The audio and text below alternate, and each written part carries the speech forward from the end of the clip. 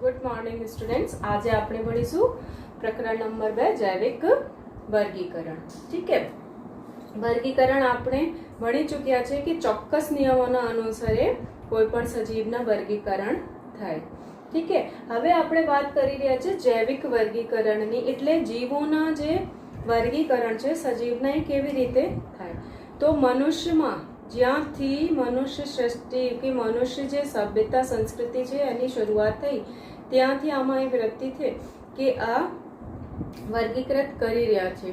ઠીક है, તો માનવ સંસ્કૃતિના પ્રારંભ થયો ત્યારથી સજીવ સૃષ્ટિને વર્ગીકૃત કરવામાં આવી રહ્યા છે।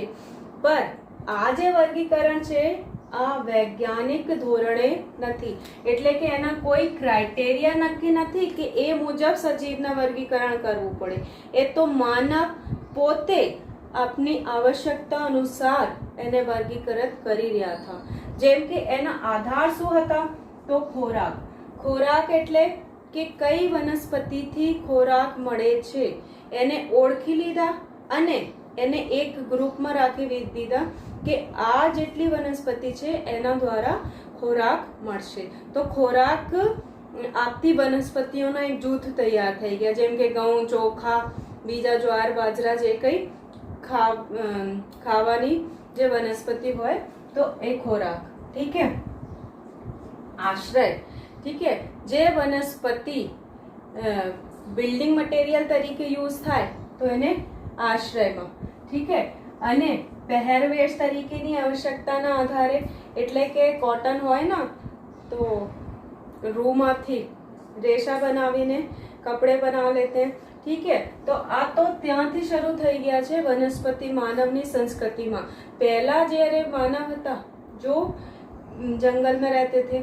ઠીક है, હવે એવા માનવ જે છે જાનવરોની ખાલ પણ ઓળતા હતા। ઠીક है, તો એવા જે જાનવર છે એને મારીને એની ખાલ પણ ઓળી લે, એ પણ પહેરવેશ તરીકેની આવશ્યકતાના આધારે એના વર્ગીકરણ કરતા હતા। ઠીક है, સૌથી પહેલા જે વૈજ્ઞાનિક ધોરણે જો સૌથી પહેલા વર્ગીકરણ થયા આ કોને કર્યા હતા? એરિસ્ટોટલને। ઠીક है, એને જે આધાર છે વર્ગીકરણ કરવાના એના આધાર શું છે? બાહ્ય રચનાકીય આધારે એરિસ્ટોટલને વનસ્પતિઓને કેટલા જૂથમાં? 3 જૂથમાં વહેંચાયા। ઠીક है, જે સૌથી નાના છે એને કહી દીધા છોડ, જે એનાથી મોટા ઠીક है મીડિયમ સાઇઝ છે એને શોક, અને જે સૌથી મોટા છે એને કહી દીધા વૃક્ષ। ઠીક है, એવી રીતે પ્રાણીઓમાં લાલ રંગનું જો રુધિર ધરાવે તો અને બીજા જે રુધિર ધરાવતા નથી। એરિસ્ટોટલને વનસ્પતિને 3 ભાગોમાં વહેંચાયા, 3 જૂથમાં વહેંચાયા અને પ્રાણીઓને 2 જૂથમાં, જે રુધિર ધરાવે લાલ રંગનું રુધિર ધરાવે અને જે લાલ રંગના રુધિર ધરાવતા નથી। ઠીક है, એના પછી જે બીજા વૈજ્ઞાનિક છે કેરોલસ લિનિયસ। લિનિયસને અહીંયા કન્ફ્યુઝ થવાની જરૂર નથી। એક તો લિનિયસને દ્વિનામી વર્ગીકરણ પદ્ધતિ આપી છે અને દ્વિસૃષ્ટિ વર્ગીકરણ આપ્યા છે સજીવોના। ઠીક है, એને સંપૂર્ણ સજીવ સૃષ્ટિને કેટલા ભાગોમાં વહેંચાયા? 2 ભાગોમાં, વનસ્પતિ સૃષ્ટિ અને પ્રાણી સૃષ્ટિ। હવે આ જે લિનિયસની પદ્ધતિ છે આ લિનિયસની દ્વિસૃષ્ટિ વર્ગીકરણ પદ્ધતિ થોડાક સમય પહેલા સુધી જે સૃષ્ટિ માન્ય ગણાતી હતી, કારણ કે આમાં સહેલાઈથી ખબર પડી જાય કે આ વનસ્પતિ છે તો વનસ્પતિ સૃષ્ટિમાં મૂકી દો, પ્રાણી સૃષ્ટિ છે પ્રાણી છે તો પ્રાણી સૃષ્ટિમાં મૂકી દો। ઠીક है, તો અહીં ઓળખમાં તો ઈઝી હતા, પર આ જે પદ્ધતિ છે આ અયોગ્ય ગણાય। કેમ અયોગ્ય ગણાય? ઇમ્પોર્ટન્ટ એની અયોગ્યતા કેમ થઈ ગઈ દ્વિસૃષ્ટિ વર્ગીકરણની? તો આમાં રહેલા ધારો કે આદિકોષ કેન્દ્રીય અને સુકોષ કેન્દ્રીય બંને પ્રકારની વનસ્પતિ હોય તો એને એક જ ગ્રુપમાં રાખવાના હોય। ઠીક है, તો આદિકોષ કેન્દ્રીય અને સુકોષ કેન્દ્રીય વચ્ચે, બહુકોષી અને એકકોષી વચ્ચે, એકકોષી સજીવ વચ્ચે, પ્રકાશ સંશ્લેષી જેમ કે હરિત લીલ છે અને અપ્રકાશ સંશ્લેષી જેમ કે ફૂગ।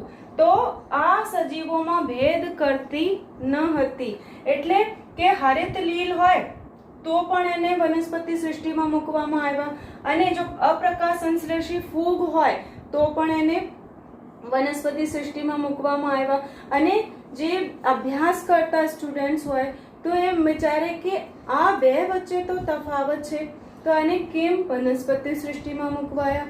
ઠીક છે, તો આ જે છે એની વચ્ચે એ સજીવો વચ્ચે આ સૃષ્ટિ લિનિયસ દ્વારા આપેલી દ્વિસૃષ્ટિ વર્ગીકરણમાં કોઈ ભેદ નથી રાખ્યા.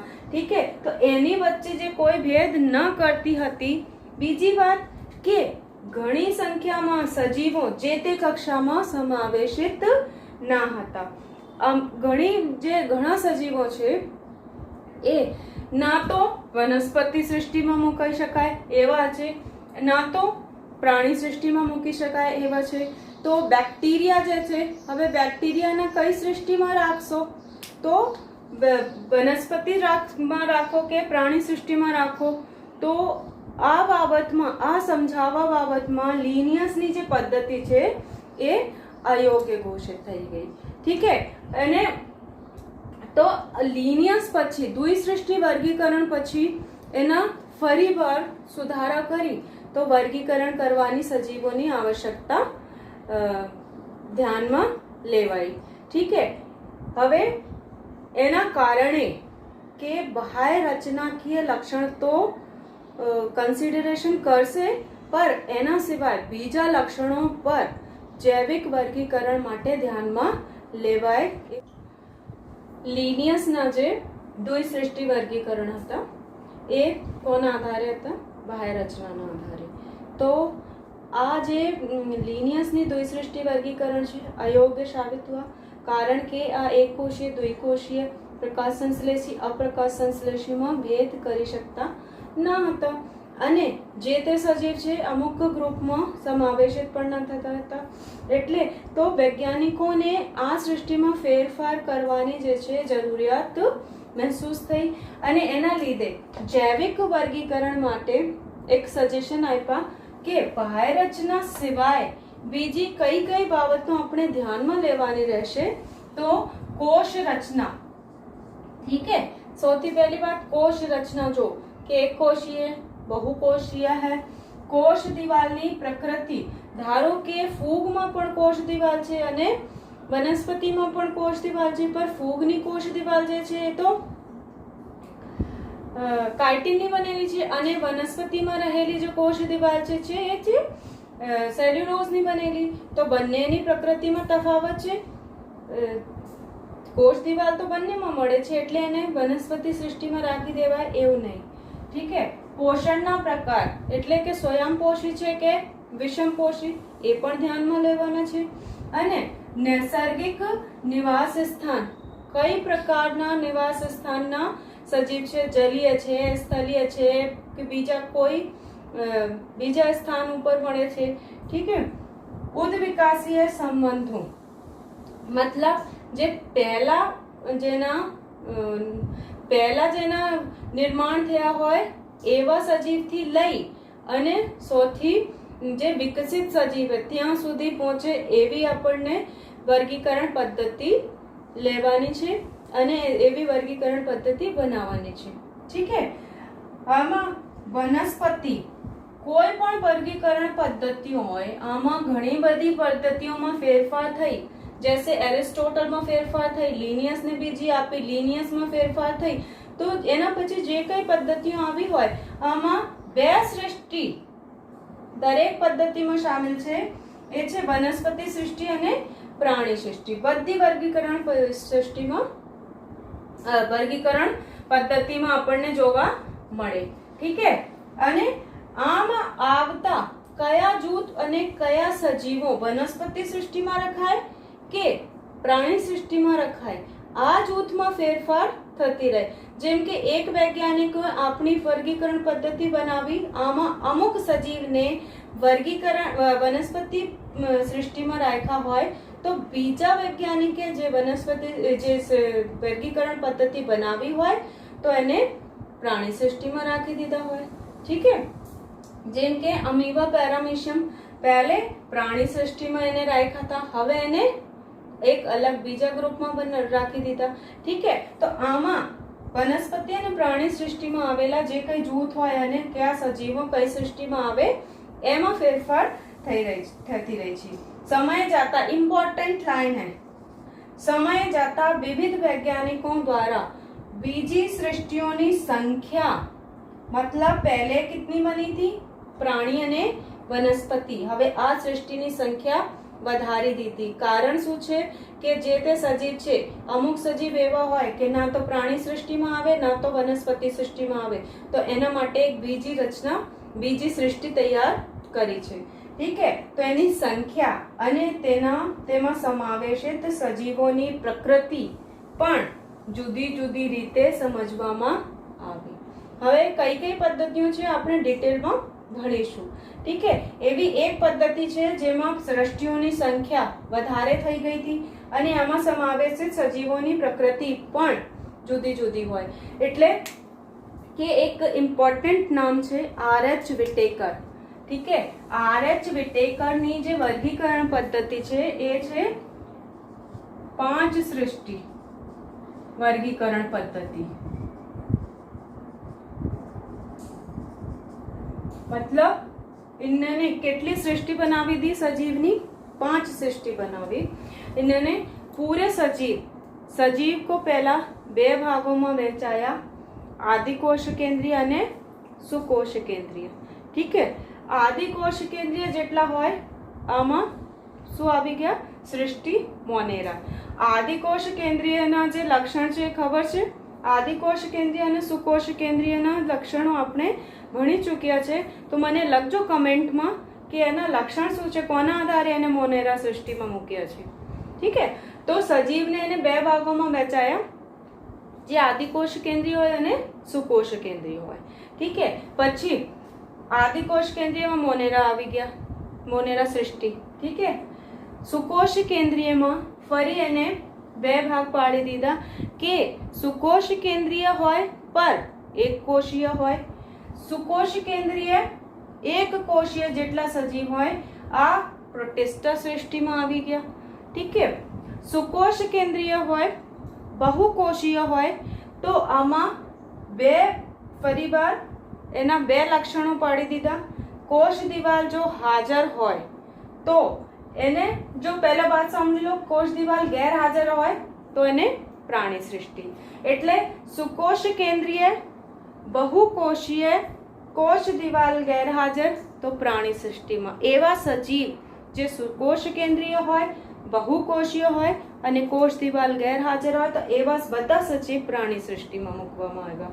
ઠીક છે, સુકોશ કેન્દ્રીય હોય, બહુકોષીય હોય પર કોષ દિવાલ હાજર હોય તો એને ફરીવાર 2 ભાગોમાં વહેંચાવી શકીએ. પ્રકાશ સંશ્લેષી, સ્વયંપોષી.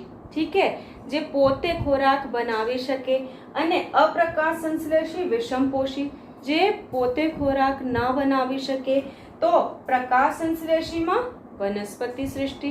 ઠીક છે, જેટલા સજીવ જે પોતે ખોરાક બનાવી શકે આ કઈ સૃષ્ટિમાં આવી ગયા? વનસ્પતિ સૃષ્ટિમાં. અને જે ખોરાક ના બનાવી શકે, ખોરાક માટે બીજા ઉપર આશ્રિત હોય તો આ છે ફૂગ. ઠીક છે, હવે અહીંયા ધ્યાન આપો કે આમાં કોષ રચના આવી ગઈ, બાહ્ય રચના તો છે જ જુદા, કોષ રચના આવી ગઈ. કોષ દિવાલની પ્રકૃતિ આ બાજુ જો કે કોષ દિવાલની પ્રકૃતિ પણ આવી ગઈ. ઠીક છે, બંનેમાં હાજર તો છે પર કોષ દિવાલની પ્રકૃતિ પણ જુદા જુદા છે. ઠીક છે, પોષણના પ્રકાર આવી ગયા કે સ્વયંપોષીય અને વિષમપોષીય.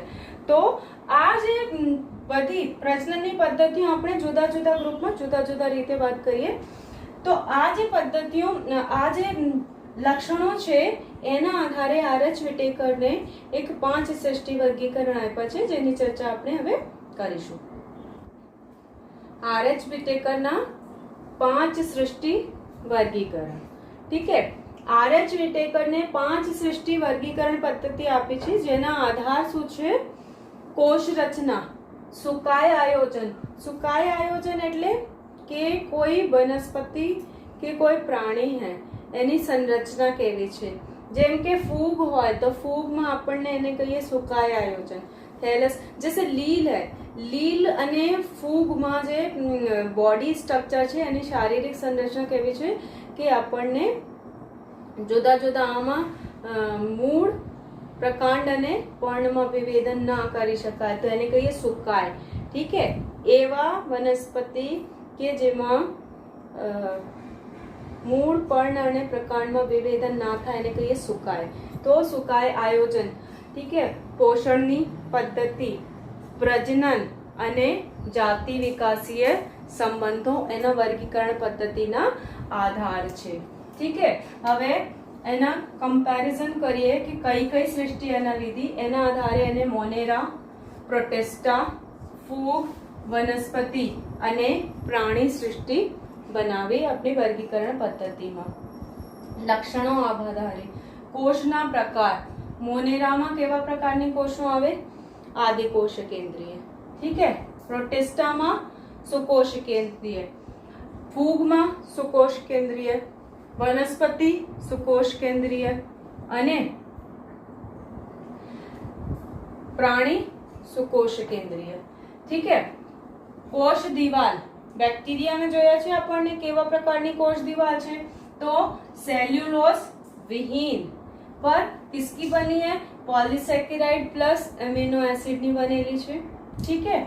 પ્રોટેસ્ટામાં કેટલાકમાં હાજર હોય, ક્રાઇસોફાઇટ હોય ને તો ક્રાઇસોફાઇટમાં હાજર છે. હવે આપણે એના વિશે ચર્ચા કરીશું. ક્રાઇસોફાઇટમાં કોષ દિવાલ હાજર છે પર એ પણ સેલ્યુલોઝની નથી બનેલી. ઠીક હે. ફૂગ હાજર છે, ફૂગમાં કોષ દિવાલ પર કોની બનેલી છે? કાઇટિનની બનેલી છે. એવી રીતે વનસ્પતિમાં હાજર પણ કોની બનેલી છે? સેલ્યુલોઝની. ઠીક હે. પ્રાણીમાં ગેરહાજર હોય. ઠીક હે. कि कोश केंद्र पट्टल केवा છે? आदिकोश केंद्रीय तो गैर हाजर, सुकोश केंद्रीय હોય તો હાજર, કોષ કેન્દ્ર પટલ હાજર હોય. દૈહિક આયોજન, દૈહિક આયોજનમાં જે આદિકોશ કેન્દ્રીય કોષ છે, બેક્ટેરિયા એક કોષીય છે એટલે આમાં જે શરીરને જીવવા માટે જે કોઈ કાર્ય હોય આ કઈ સ્તર ઉપર ચાલે? કોષ જ કરે. ઠીક હે. પ્રોટેસ્ટામાં કોષ કરે એટલે કોષીય આયોજન છે, પર ફૂગમાં પેશી બની ગઈ. ઠીક હે. બહુકોષીય છે મતલબ એક કરતા વધારે કોષ છે અને શિથિલ પેશીઓના સ્વરૂપમાં ગોઠવાય છે. પેશી બનવાની શરૂઆત થઈ ગઈ. જો કે આમાં એક લક્ષણ એને લીધા જાતીય વિકાસીય સંબંધ, તો આપણને અહીંયાથી ખબર પડી જાય કે પહેલા આ જે સજીવ છે એ આવ્યા હશે મોનેરન, પછી પ્રોટેસ્ટા આવ્યા. ઠીક હે. તો પછી ધીમે ધીમે બહુકોષીય સજીવ બની ગયા અને આ બહુકોષા જે છે શિથિલ પેશીના સ્વરૂપમાં ગોઠવાઈ ગઈ. ઠીક હે. વનસ્પતિમાં શું બની ગયા? પેશી અને અંગ, પર અંગતંત્ર નથી. અને પ્રાણીમાં પેશીઓ સ્તર કામ કરે, અંગ સ્તર ઉપર પણ કામ થાય અને અંગતંત્ર સ્તર ઉપર કામ થાય. ઠીક है. पोषण पद्धति केवी छे? तो बैक्टीरिया मोनेरन्स जे है कैसे हैं? स्वयंपोषी. स्वयंपोषी में रसायन संश्लेषी हशे अने प्रकाश संश्लेषी. ठीक है. अने विषमपोषी पण छे. विषमपोषी में मृतोपजीवी पण छे अने परोपजीवी पण छे. ठीक है. प्रोटिस्टा में पोषण प्रकार केवा छे? स्वयंपोषी, प्रकाश संश्लेषी. नील हरित लील साइनोबैक्टीरिया नाम सांभळ्या होय तो आ केवी छे? स्वयंपोषी, प्रकाश संश्लेषी अने विषमपोषी पण छे. ठीक है. फूग केवी छे? विषमपोषी अने आमा मृतोपजीवी होई शके के परोपजीवी. वनस्पति कैसी है? स्वयंपोषी, प्रकाश संश्लेषी. ठीक है. प्राणी कैसे हैं? विषमपोषी. विषमपोषी में केवा प्रकारना पोषणना प्रकार देखाड़े? प्राणीसम. प्राणीसम एटले शरीरनी अंदर इंजेक्शननी क्रिया द्वारा भोजन ग्रहण करी शके. ठीक है. अने मृतोपजीवी पण छे. तो आ जे छे विटेकर द्वारा आपेली 1969 ईयर भूलना नहीं, इम्पोर्टન્ટ है विटेकरना 560 वर्गीकरण. तो आ छे विटेकर द्वारा आपेली वर्गीकरण पद्धति. ત્રિક્ષેત્રીય વર્ગીકરણ. ત્રિક્ષેત્રીય વર્ગીકરણ કોને આપી હતી પદ્ધતિ? કાર્લ બુઝને. એને સૃષ્ટિની જગ્યા ક્ષેત્ર શબ્દ વપરાયો એટલે એને કહેવાય ડોમેન. તો એની જે 3 ડોમેન ક્લાસિફિકેશન એને આપ્યા હતા, એને કહીએ ડોમેન, ક્ષેત્ર. તો આ ક્ષેત્રમાં એને શું કર્યા, જે સૃષ્ટિ પહેલાની જે આપણને ભણ્યા હતું ને 5 સૃષ્ટિ ક્લાસિફિકેશન, તો આ મોનેરાના એને 2 ભાગોમાં વહેંચાવી દીધા, એક બેક્ટેરિયા અને આર્કિયા, અને એના એક ત્રીજા જે ક્ષેત્ર છે એ છે યુકેરિયા. ઠીક હે, યુકેરિયા એટલે યુકેરિયોટ. તો જેટલા યુકેરિયોટ હોય આ એક ગ્રુપમાં આવી ગયા. અને મોનેરામાં બધા બેક્ટેરિયા આવતા હતા, આર્ક બેક્ટેરિયા, યુ બેક્ટેરિયા. તો કાર્લ બુઝને શું કર્યા કે મોનેરાને 2 ભાગોમાં વહેંચાયા, બેક્ટેરિયા અને આર્કિયા. બેક્ટેરિયામાં કઈ સૃષ્ટિ આવી ગઈ? Eubacteria. આર્કિયામાં આર્ક બેક્ટેરિયા. અને યુકેરિયામાં જેટલા સુકોષ કેન્દ્ર છે જેમ કે પ્રોટિસ્ટા, ફૂગ, વનસ્પતિ અને પ્રાણીઓ આવી ગઈ. ઠીક હે. હવે ઘણી બધી વર્ગીકરણ પદ્ધતિઓ આપણે ભણી ચૂક્યા છે, જેમ કે એરિસ્ટોટલને આપી હતી, કેરોલસ લિનિયસ દ્વારા અપાતી દ્વિસૃષ્ટિ વર્ગીકરણ પદ્ધતિ. એના પછી 5 સૃષ્ટિ વર્ગીકરણ આર.એચ. વિટેકરને આપ્યા, અને કાર્લ બુઝના ત્રિક્ષેત્રીય વર્ગીકરણ. ઠીક હે. જે એની જરૂરિયાત કેમ પડી, 5 સૃષ્ટિની કે ત્રિક્ષેત્રીયની જરૂરિયાત કેમ પડી?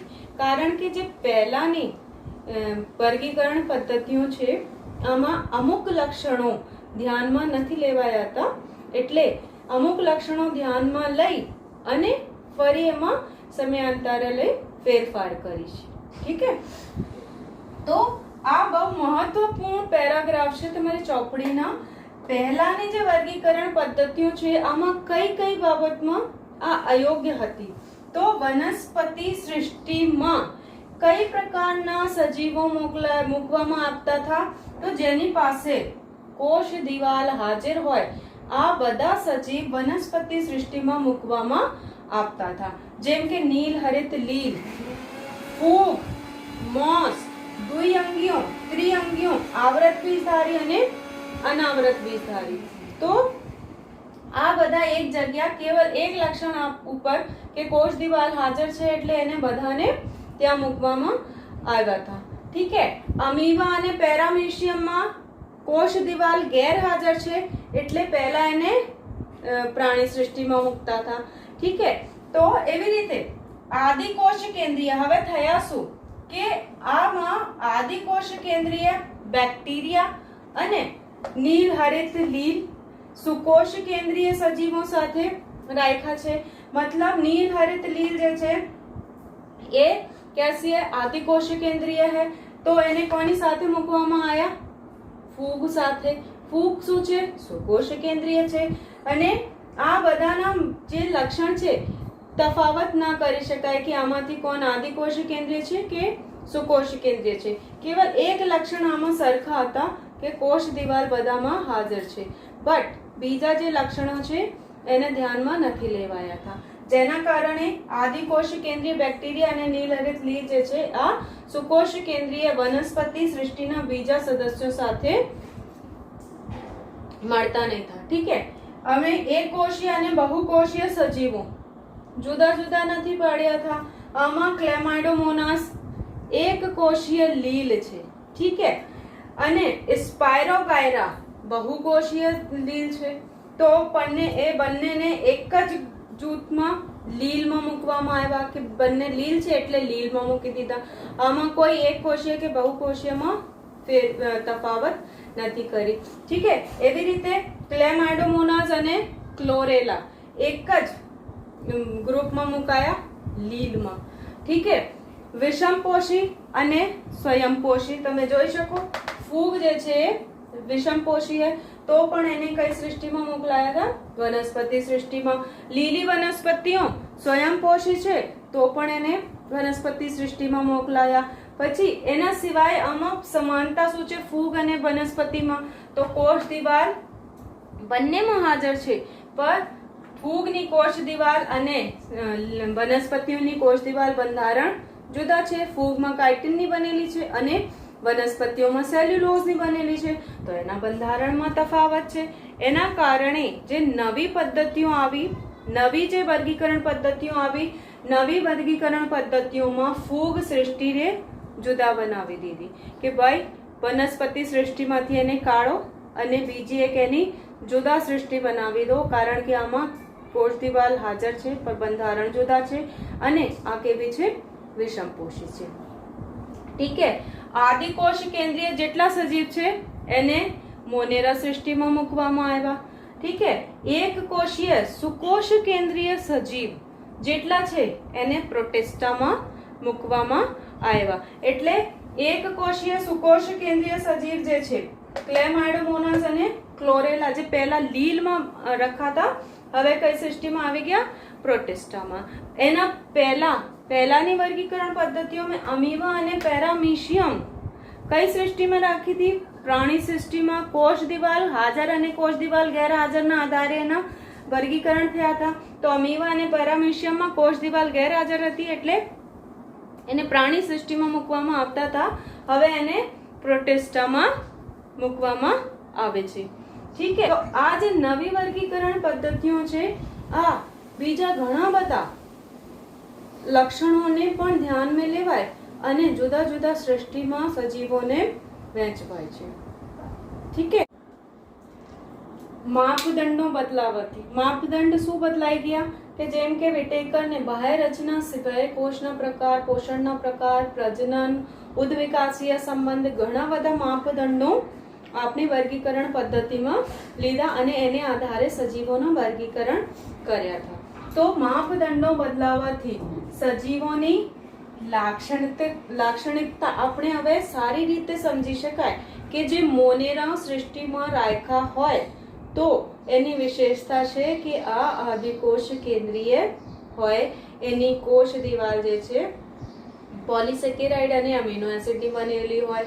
ઠીક છે. એના પોષણના પ્રકાર કઈ કઈ છે, તો સજીવોની લાક્ષણિકતા વિશે આપણને સમજણ પડે અને ઉદ્વિકાસીય સંબંધો વિશે, જેમ કે કીધું ને કે પહેલા આદિકોષ કેન્દ્રીય રાખ્યા પછી સુકોષ કેન્દ્રીય.